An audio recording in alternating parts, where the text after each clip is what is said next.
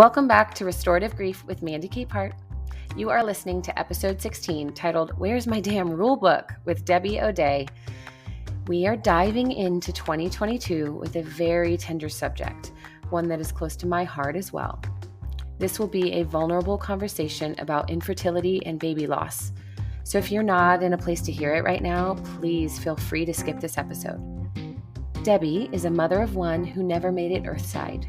So today we're talking about the difficulty of navigating such a loss in a world that has no rules or definitions or ideas about how to do so. Debbie is also a dear friend of mine, as well as one of the brilliant administrators who helps me to run the Restorative Grief Project on Facebook. For those of you unfamiliar with it, the Restorative Grief Project is a private online coaching group full of resources and gentle storytellers. Like this podcast, it was created as a soft landing space to fall apart with the promise of a platitude-free arena. We welcome the quiet and the talkative ones, those with a loss only days old, and those continuing to learn what grief means 40 years later. If you're in need of a community to simply observe what gentle movement through loss can look like, we would be honored to have you join us. You can find a link to the group in our show notes or simply search for the Restorative Grief Project on Facebook. But for now, let's get into our conversation with Debbie. Hi, Debbie. Welcome to Restorative Grief. I'm so glad you're here today. Hello. Thank you for having me. Absolutely. This is not something that we typically sit around and talk about with a lot of people, but that's one thing I love about you so much is that you have always been a general badass who is very happy to say what's on your mind and talk about uncomfortable things. I certainly have never been accused of not saying what I'm thinking. So, and actually it's funny. This is a topic that you and I specifically do tend to sit around and talk about. I know. But in general, no, people do not. Generally, no, but we do. That's absolutely right. So Debbie, before we dive into everything, let's give our faithful listeners just an insight into who you are. You kind of led into the fact that you are one of my admins for the Restorative Grief Project, but you can tell the rest of the story. So you and I have known each other for a while. Our families have known each other, and you and I ended up connecting well after our families already knew one another. Yes. The general sense of, why aren't you two friends? You should be friends was ever present. So then when I moved back to the Valley, we got to be friends, which was very lovely. And last year, I think everybody can say that the last year has been craptastic in a lot of ways. The last couple years in my personal life, even pre-COVID, were a little on the rough side. So this last year, 2020, November 2020. Yeah, timelines are pretty rough in the head right now. November 2020 was, remind me when you started, when you pulled us in for beta group. We started the Restorative Grief Project in December of 2020. I had just planned, I'm going to launch this and I'm going to drag a few trusted people into it and test out this stuff on them. And it started at the end of the month. We started We launched the Restorative Grief Project in January of 2021. But prior to that, there was a smaller group of about 7 to 10 people, of which you were a part, that we were testing out the content to make sure I wasn't just, making stuff up that would eventually wound people further. Good clarification there. Okay. Mm-hmm. So let me back up a second then. Timelines are very hard in my head right now. So my husband and I had a rough year and a half with health stuff, just kind of going through that. And one of the things we were dealing with was fertility issues. That's a lot of the root of why you and I connected after a couple of years, after years of trying and not being able to get pregnant, our doctors finally said, let's look a little deeper. Let's get into the nuts and bolts of this.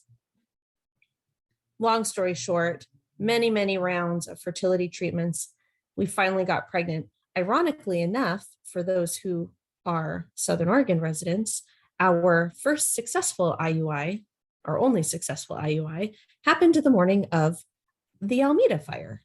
So we had that doctor's appointment and then we started evacuating. So we thought that one was definitely not going to take because the level of stress surrounding that day and the days that followed. So it was a huge shock. Then a couple weeks later, when we got a positive pregnancy test, that was kind of had written that one off, which was really exciting because it was many years and many rounds of fertility treatments and it finally worked. And still in the midst of lockdown and pandemic, really, that was last September. So September, October. And we were really cautious with it because I'm older. I'm officially geriatric in the pregnancy world. That's a great feeling. I have endometriosis. So there is a lot of factors and we were really, really private with it for obvious reasons, but it also made it easy to be private with it because we were all still pretty much quarantine lockdown. We were going to we wanted to get to the 12-week mark before we started telling people, which would have lined up with Thanksgiving. And so we thought we will tell family. My parents already knew because we were living with them at the time. So we decided to tell family on Thanksgiving, make it a big joyous celebration. And that week before Thanksgiving is when I had gone in for my, 11 and a half week ultrasound. I don't know if that's a thing, but I had gone in for an ultrasound and no heartbeat. So that sucked. That sucked for so many reasons, but then especially going into the holiday season, there weren't many people who knew. So there weren't a lot of people for me initially to lean on. Mm-hmm. Although, if we're being honest, I don't know if I would have wanted to, even if people had known. Mm-hmm. Here's one thing that I've learned about grief in this last, not just through the miscarriage, but through the health stuff that we were working through the couple years prior for both me and my husband. When I'm really, really stressed, for me personally, when I'm really, really stressed and things feel really heavy, one of my coping mechanisms is to really just try and power through. And this idea of a stiff upper lip, like you were talking about on one of your previous episodes, strength not necessarily being a virtue. That is very much my tactic where I don't know when I'm going to be ready to talk about it. And, when you start to become vulnerable with people and you finally kind of lose it, the lack of control that I feared that I would have when I finally lost it. So there weren't a lot of people we could lean on. I don't know if I wanted to lean on a lot of people. Mm-hmm. And fertility, I have learned, fertility issues or infertility is, and everybody says this after they go through a miscarriage, it's so much more common than you realize because it's not a thing that's talked about. Right. Nobody wants to talk about miscarriages. They're sad and they're ugly. And if you haven't gone through one, hell, even if you have, but you don't know what to say to people, people don't know how to talk about it. So I started doing a lot of reading about miscarriage and infertility on a lot of Instagram pages. And that's how I started to kind of find some means of processing what was going on. And then it just felt like I had to do a big emotional purge. It was like, I cannot keep this inside. I don't even remember if I answered your original question. You're good. One thing that you said that I really wanted you to talk more about too, is I know that holding back, the way that you approach your own story and determination of when you want to start talking to people about it is one thing. Now that it's been over a year and I know that you've reintegrated into society by talking with people and you guys just moved. And so you're reconnecting with friendships. But I also know that in the midst of all that, your grief story is not on the shelf. If anything, you're being more bold and more direct and more honest about what you're going through and what you're carrying. How has that been received by people in your family, in your friend circle? What is it about the way that your grief process has played out that you're finding to be challenging or interesting, or just in general that you feel, wow, I didn't expect this part of it? I think a lot of people have an idea of what grief is. And, you talk about the 5 stages of grief, not you, but the royal you, the we. People talk about the 5 stages of grief. And there is an idea that there is a set timeline for grief. I mean, you think about like in Judaism, when for a direct family member who dies, and you sit Shiva for 7 days. And it's that idea of like, this is your time to grieve. And one rule that I held to, think back to like in your 20s when you were dating, it was a rule that came from Sex and the City. And when you break up with somebody, you have half as long as you are with the person to get over them. So if you were with somebody for 2 years, you've got a year to get over them. If you were with somebody for 2 months, you better be over it after a month. Oh. And like, it's, that's exactly. But it's like those kinds of things that like, did I actually think in the world, like in life, there is a time set time, I don't think that I consciously thought there is a set time period for grieving the end. Once I started feeling feelings, I realized that number one, it was not going to be as linear as I planned. I like rules. I work in financial aid. Before that, I worked in financial investigations in the military. I like rules. I like answers. I like being able to go to a handbook and say, okay, yep, confirmed. Which is not to say I'm not a spontaneous and fun person, but I do thrive with structure. If you could give me some boundaries for what exactly I need to be doing, that would be great. Exactly. Yeah. Exactly. So I had an idea in my head of what this was going to look like. And I even had like then planned in my head. I said, okay, our due date was going to be end of May, beginning of June. I anticipate being sad around end of May, beginning of June. So I like already planned in November. I'm thinking about this. Okay, I just have to know to like maybe take some time off work around it. Big insights, by the way. Super insightful. And it did not happen that way. It still is not happening that way. And I grew very frustrated. There were definitely days where when I felt okay, I didn't feel okay about feeling okay. And I think this is something that when we were doing the beta group for Restorative Grief Project, one of the articles that we read through talked about shame.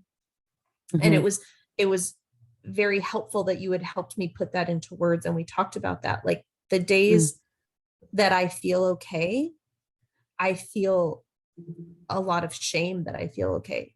It's still in the set period. I should still be feeling pretty crappy about this whole thing. And I don't know who put me on this set time period, society. A lot of people were really, thankfully so, very gentle with me in checking in. And, there's a tone of voice that people have when they're encroaching on something that might be sensitive. I'm being very delicate right now. I need you to hear it. And that's beautiful. It's absolutely. It's a verbal, nonverbal. And when people would approach me with that question and it was a good day, and I would say, oh, I'm actually doing okay today, in a normal tone of voice with normal facial expressions, I would see people react, like kind of have oh, not in a way that said, oh, you're wrong, but people would be caught off guard. when I said I was okay.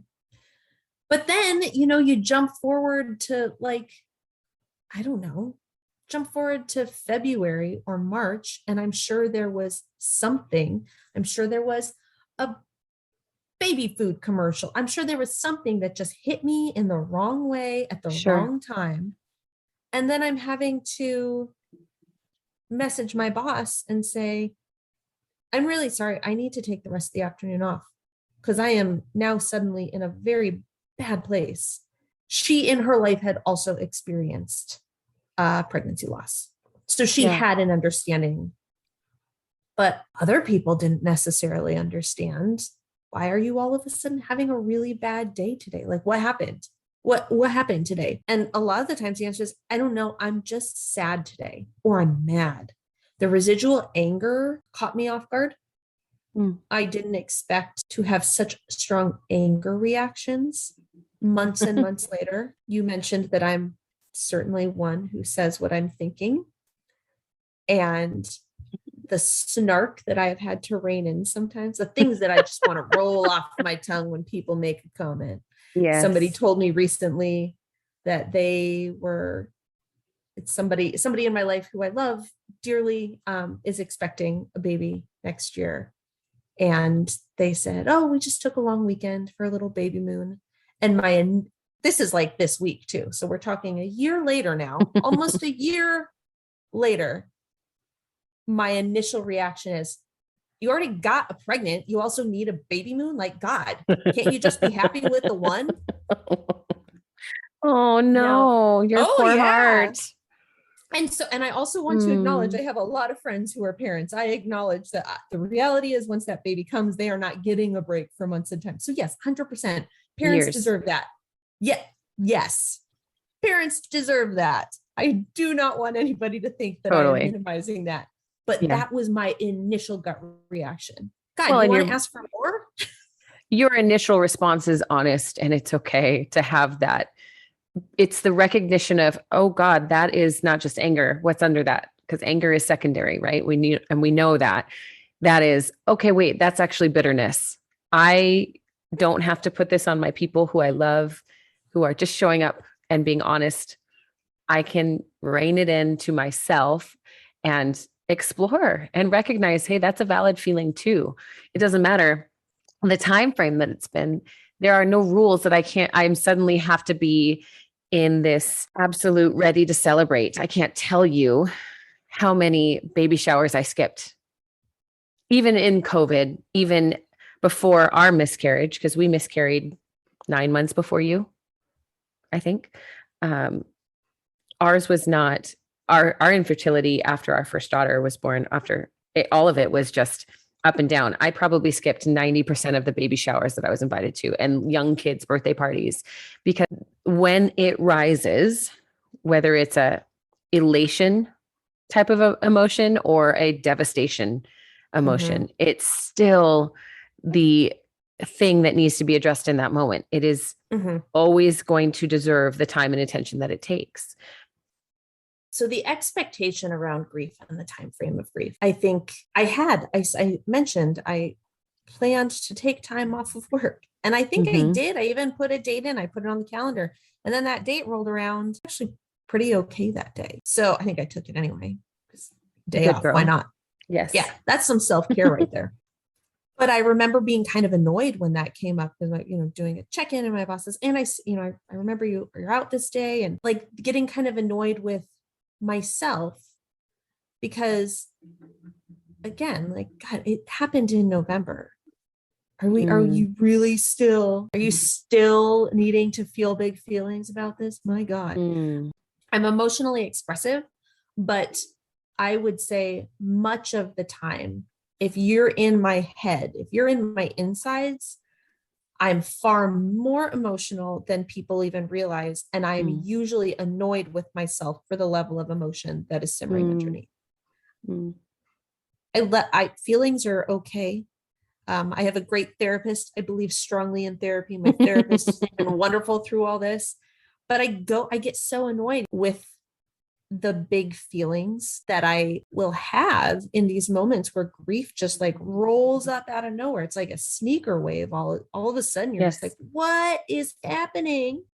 Something that I've had to kind of work through and work on, because if I just keep stuffing it, and if I just keep going, okay, I shouldn't still be feeling this way, a certain way about this. I shouldn't still be fixated on this. I don't want to be that person whose identity becomes infertility and miscarriage. But finding that the nuance between, is this my identity, or do I just legitimately still have shit to work through because it's a big thing? Right. That differentiation has been very difficult for me to make. And it's been through things like a good therapist, through, I know we're supposed to read your book in 30 days. Oh, no, you're not. That's what that intro flat out says. Don't read my book in 30 days if you don't need to. Some people will. I have a friend that read it in a single day. Some people will read it over the course of a year or 2 years. I think I've read some of the material, and then before the book came out, and then some of the material in Restorative Grief Project. Yeah. And then getting the book physically. I've hopped through it a lot. You know, you find what this is topical for the day, and you find it. It's been through a lot of those resources that I'm starting to get a handle on how to deal with this stuff. But I do it poorly. I handle it poorly. I want to ask you something, because I think it's really funny. You've kind of danced around it, this idea that there should be rules and guidelines to all of this. And even looking at different resources, which are necessary, and we need resources and guidelines to help us.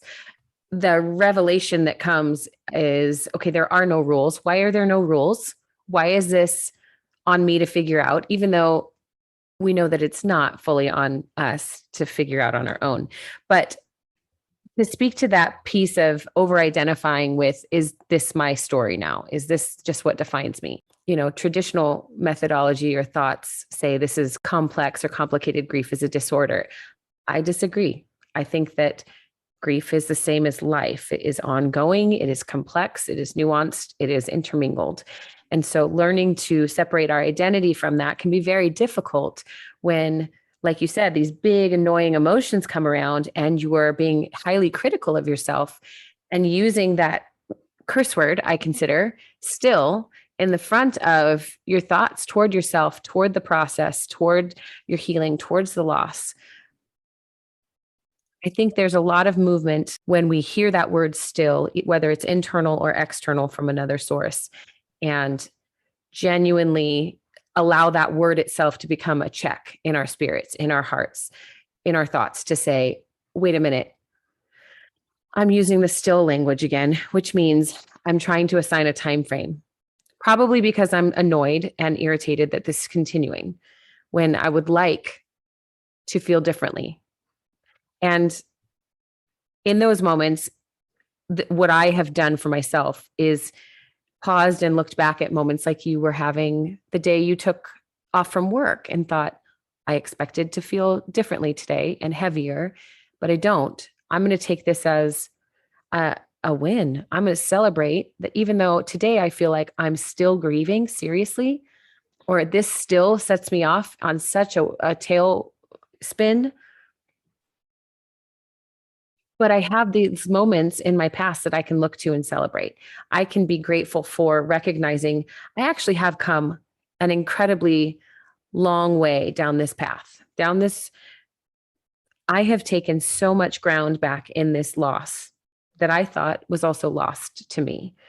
So I hear you being annoyed by all of the big emotions, and I just feel like it is worth celebrating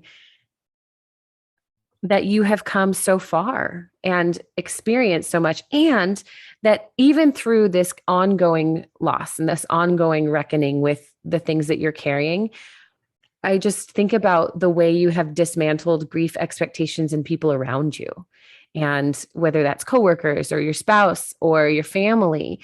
And I think that that's we're getting close on our time here, but I think that that's a really great place.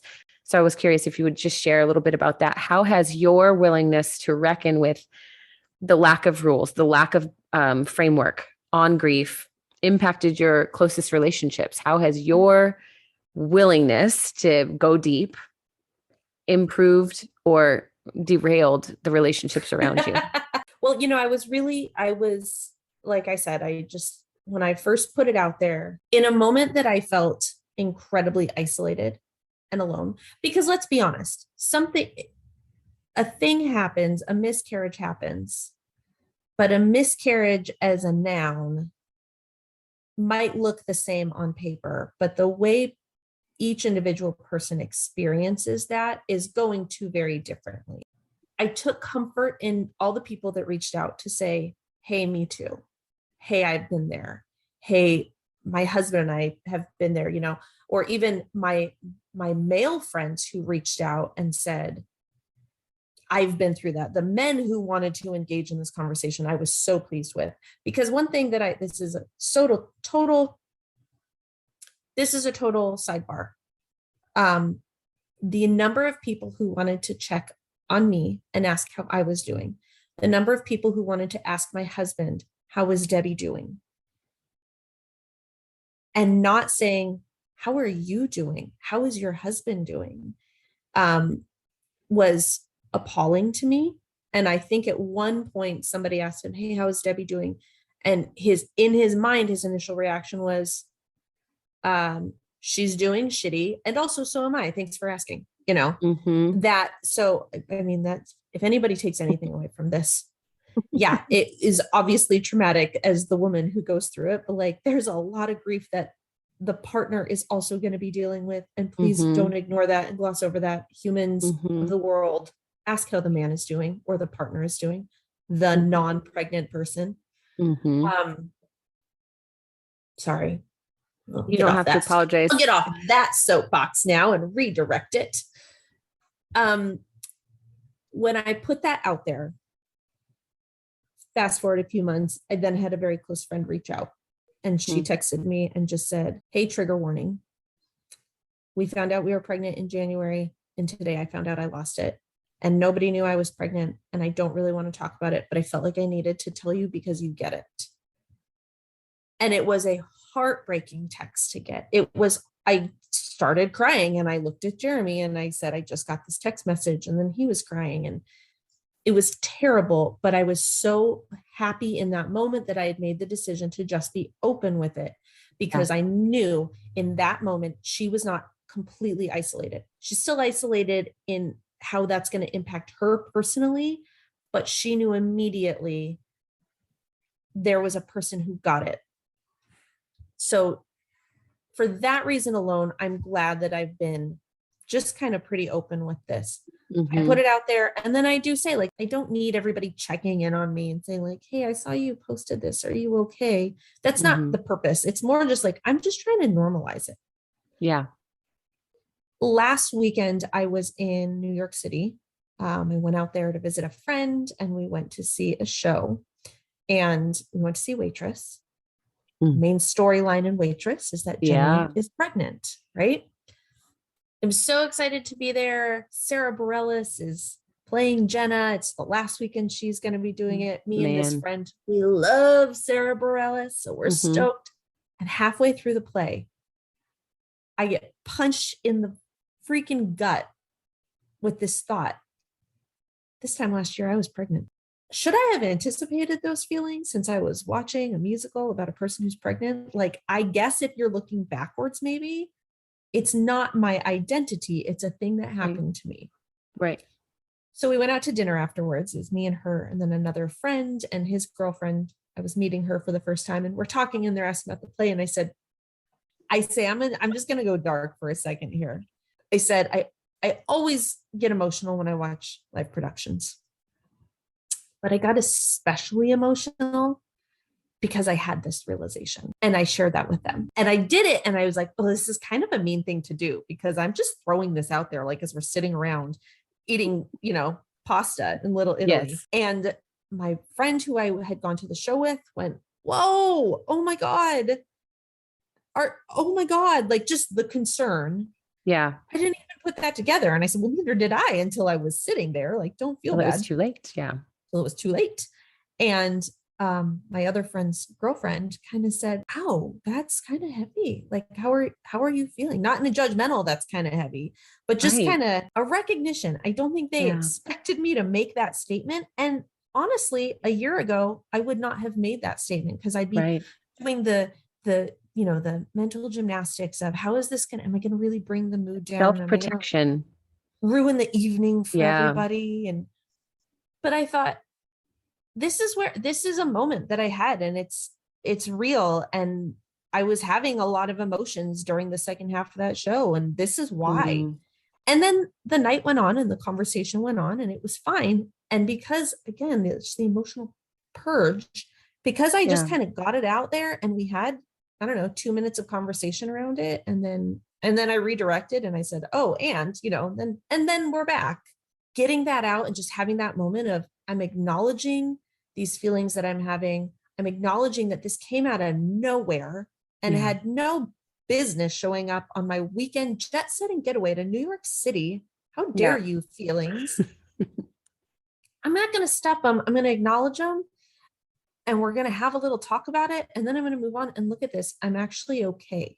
Yep. Grief doesn't have to derail my entire weekend. Yep. It happened. I mean, that's what it is, like that. Yep. That's life. It happens. It's happening.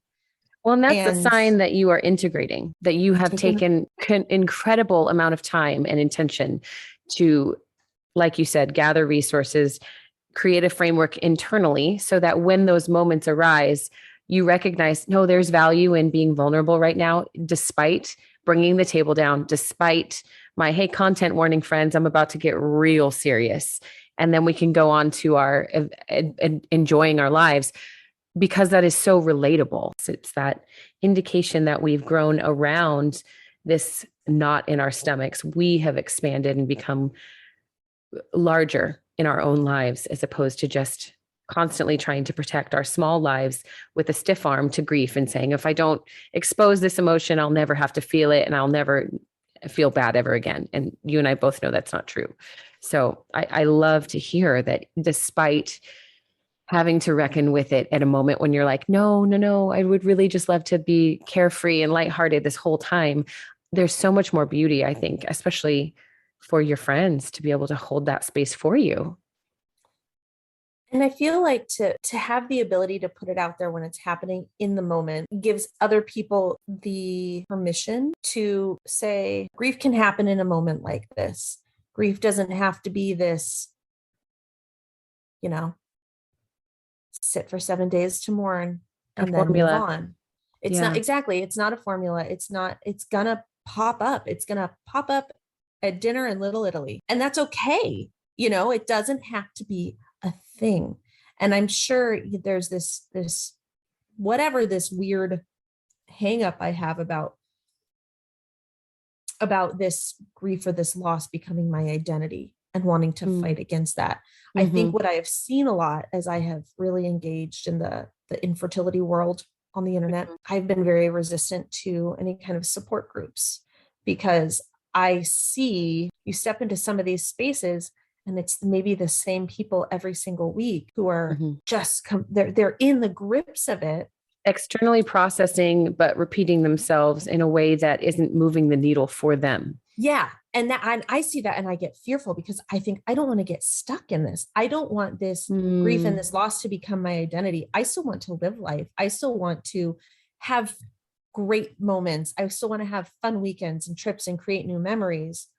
But also for me to remember that's where this person is in their grief journey. And maybe in 6 months they won't be, but maybe this is what they need right now. The support group style doesn't necessarily work for me. I have found actually with the work that you have in like the Restorative Grief Project, that kind of support group I can get behind, because the shared thread there is grief. We can all identify with grief, but we're not over identifying with the point of that person's grief, because everybody in that group is something different. We've all Right. come from different places, from different experiences. Yeah. And so that I find very comforting and very Mm. helpful and useful. Different things work for different people, I guess, Yeah. is my point. Like for me, the fertility support groups did not, because I just, that I want to be able to move forward in life. But part of, for me, moving forward in life is also becoming more comfortable with grief popping up unexpectedly. And instead of trying to suppress it and ignore it and go, no, you're not supposed to be here still. We are not supposed to be doing this. Just rolling with it. And then Embracing that spontaneity, that internal spontaneity that is in you, that is typically connected to joy and exciting adventures and travel and vacations. Actually, spontaneity can be beautiful attached to grief as well. I've had incredible moments with people that spontaneously open up, and we have the time and the space to just embrace it and say, let's get after this. So, yeah. Debbie, I want to ask you one last question before we wrap up. If there is, of all these resources you've gathered, I know you value the work I'm doing too, but if there was another resource or another place that you would say, actually, this specifically for miscarriage has been such a beautiful resource to me, where would you direct people? The space that I have found that I keep going back to time and time again is actually, it's an Instagram account, also a nonprofit called I Was Supposed to Have a Baby. It is actually a Jewish infertility community, or that's how it started. Mm-hmm. So a lot of the work that the lady who runs it is a psychiatrist.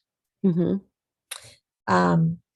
A lot of what they talk about is centered on a lot of Judaism, like going through the high holy days in September, October. Mm-hmm. They did a lot on how are people doing with going to services. There's a lot.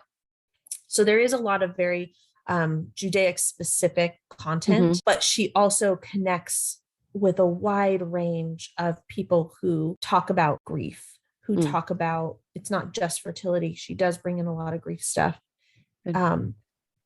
So yeah, it's on Instagram. I Was Supposed to Have a Baby.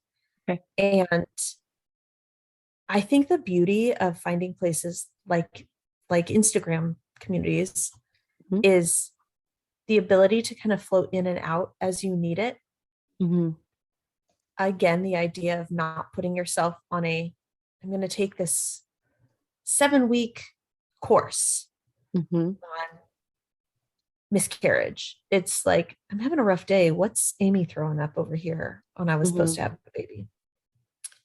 Yeah, that's my plug, because then she links to all sorts of other good stuff. And it's a plethora of resources. Perfect.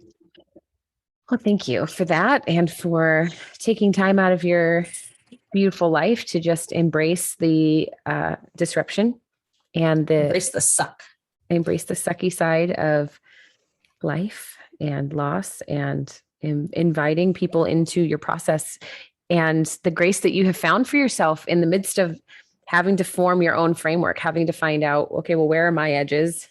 Where are the edges sharp, and how and what can come along to help me soften them so that I can exist in my life without cutting people I come too close to. I want to show up and share, but I don't want to, leave them bleeding in the aftermath of my emotional outburst or whatever.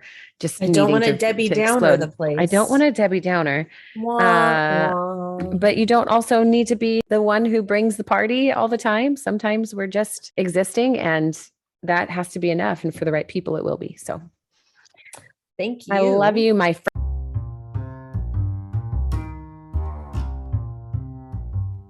Thank you for listening to episode 16 of Restorative Grief. Pregnancy loss and fertility pain is not an easy conversation to hold, but as you can see, it is wildly necessary. Having a soft place to land with this type of loss means being free to move in and out of spaces that serve it, just as Debbie mentioned. I love the honesty and boldness she showed by sharing her story with her friends, even though the moment itself was not ripe for vulnerability. But the beauty of what transpired, and in such a short time, will hopefully inspire all of us to take the leap and be honest when we need to share our hearts and our hurts. Remember, the only way to move through grief is with intention. Thanks for listening. I'll see you next week.